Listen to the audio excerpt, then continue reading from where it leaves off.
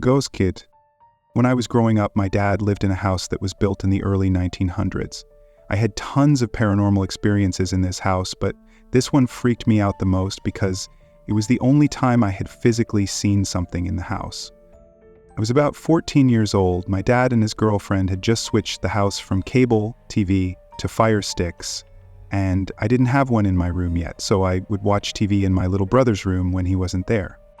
This night, he was sleeping downstairs in his grandma's room. He was 4. So I was in his room watching TV when suddenly, out of the corner of my eye, I see a black figure about the height of my brother, standing in the doorway.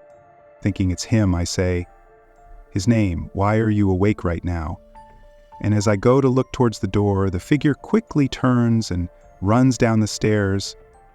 I hear the sound of the running. Thinking he was just playing around, I look at my phone and see it's 1 a.m., so I decide to go to bed. I shut off his TV and lights and head back to my room. As I walk into my room, I hear soft footsteps creeping back up the stairs, so I turn towards the stairs, still in my room, and watch as the figure peers around the wall towards me. As I see it, it quickly jumps back and goes running back down the stairs. This time, I hear faint child laughter. Still thinking it's my brother, I go downstairs to get him to bed. When I get downstairs and go to the room he's supposed to be in, he's sound asleep in the bed. It's at that point that I hear the faint laughter in the kitchen, near the stairs to the basement. Deciding I wasn't going to check it out because at this point, I'm scared, I go back up to my room. I plugged in my phone and laid down in my bed, and then when I looked up, I saw the same black figure I had seen the other 2 times peer into my room at me. I quickly turned my bedside lamp on, and as I did, it ran back down the stairs laughing. I shut my door and slept with my lamp on that night. My dad no longer lives in that house, but to this day both my dad and my stepmom don't believe me when I tell them that story. They push it off as my imagination, even though my stepmom and her mom both experienced things in that house with me.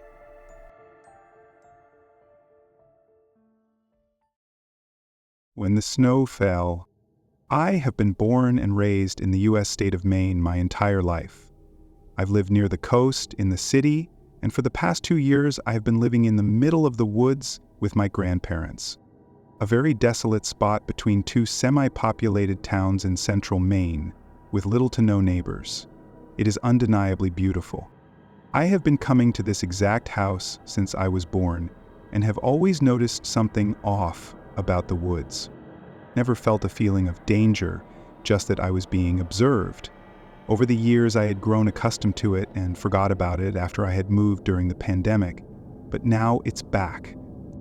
I noticed it during my first night sleeping here, stacks of boxes still in my new room and shitty curtains hung on the wall haphazardly to ensure a sense of security. At 4:32 a.m., I woke up to what I thought was a radio right outside my door. The house had an old integrated radio speaker system wired into every room of the house, but it had not been connected for 2 decades. As I thought about those radios, I kept listening to what was playing, a genre of music I had never heard sung in a language that I didn't recognize. I had always heard tales of Wendigo and skinwalkers here in Maine, and the newly released at the time Mandala Catalog YouTube horror series wasn't helping the paranoia. I kept listening. At exactly 5:30 a.m., the noises stopped and the sun rose. I had never felt so scared in that house prior to that moment. Several months pass and my grandfather gets sent to a veterans home due to his worsening condition, so now it is just myself and my grandmother. My grandfather would sometimes mention how he hears music in a language he didn't understand, but I just associated that with his dementia. My grandmother would hear it too, but I just didn't think much of it. After some time, it was October of 2024, no major activity that disturbed/spooked myself or my grandmother and all was relatively going well. I had been going on walks down the main road at any time of day and was feeling safe in my environment. Late October, it started to get colder, darker, and overall more desolate. I had seen some deer staring at me in my front yard. But looking back on it, I'm not exactly sure what those 6 pairs of glowing white dots were. They were too high off the ground to be deer. I went out and measured relative to the tree they were near and got around 11 feet. The snow kept falling over the coming weeks, the forest got quieter, and the days got shorter. I had heavy night owl tendencies due to my night shifts. I used to work, so I would go to bed anywhere from 4 a.m. to 7 a.m. Around mid-November is when the noises started. Light scratching on the siding of the house and slower thumping of heavy rhythmic footsteps outside. The tracks looked bipedal with a wide berth. I know bear, moose, deer, and human tracks well. This didn't look like any of those. I would mention it to neighbors and they would just ask me to not talk about it. All they would say was, "Be careful. Keep in mind these people had been living here longer than I've been alive." I started doing research and found that the town sat upon old Penobscot tribal land and was a common place for rituals and burials to be held. The sounds got louder and more invasive. The scratching became more of a carving motion, and the slow steps turned to a heavy and agile run. It was angry. I could sense that whatever was here didn't like me, or at least didn't like what I was. It would scuttle across the roof and bang on the doors, and then one day my grandmother told me she saw it. 2 white, glowing eyes outside of her window, beaming into her soul from the dark forest. At precisely 3 a.m., I immediately burned sage outside and inside the property and made an offering to the spirits of tobacco and chicken bones, in line with local tribal spirituality. All this sounds like something out of a book or a shitty Netflix drama. But since that day, the weather has warmed up and the noises have stopped. My depression has gotten better, and I don't stay up as late anymore. But every now and then, I still get that feeling of being observed. And last night, as I passed by my old room across the hall to go to bed, I saw something big dash outside the window shortly after we got a winter weather advisory. As the snow paints the landscape white, my anxiety grows. Whatever it is, it doesn't seem to hate me, just more so tolerate my existence. All I really know about it is that it got worse when the snow fell. My wife stepped on something in the lake. The next day, they found a body. A few years ago, when my daughter was a toddler, my wife and I used to take her to a nearby lake to picnic, swim, and just unwind. It was a peaceful spot, quiet, not too crowded, the kind of place where you could easily forget about the world for a while. One afternoon, after we'd finished eating, my wife decided to go for a quick swim while I stayed on the beach with our daughter. I watched her wade out into the water, the sun sparkling off the surface. A minute later, she suddenly stopped and turned to me, shouting something. At first, I couldn't make out what she said, but her expression was off. Then I heard her clearly. "I think I just stepped on someone's face." I froze for a second, thinking maybe she was joking. But the look on her face wasn't playful. It was pale, almost terrified. She quickly started making her way back to the shore, her legs moving faster, like she couldn't get out of the water fast enough. When she got back to me, she was visibly shaken. She said that while she was swimming, her foot brushed against something soft, and at first she thought it was a rock or a weird patch of seaweed. But when she pressed her foot down, she felt the unmistakable shape of a face beneath the water. A nose. An eye socket. She swore she felt the hollow of the eye. I considered going in to check it out, but something stopped me. The unease in my gut, maybe. We decided to pack up and leave right after that. The next day, the local news reported that a young boy who had been missing for days was found drowned in that same lake, not far from where we had been. He'd been there the whole time, just beneath the surface. To this day, my wife is convinced she stepped on his face. Came across an incredibly creepy family a while back. In around 2018 or 2019, at that time I was 18 or 19 years old. I was living in Nebraska where I grew up. I lived in the largest city in NE, but it was still essentially surrounded by corn and wheat fields.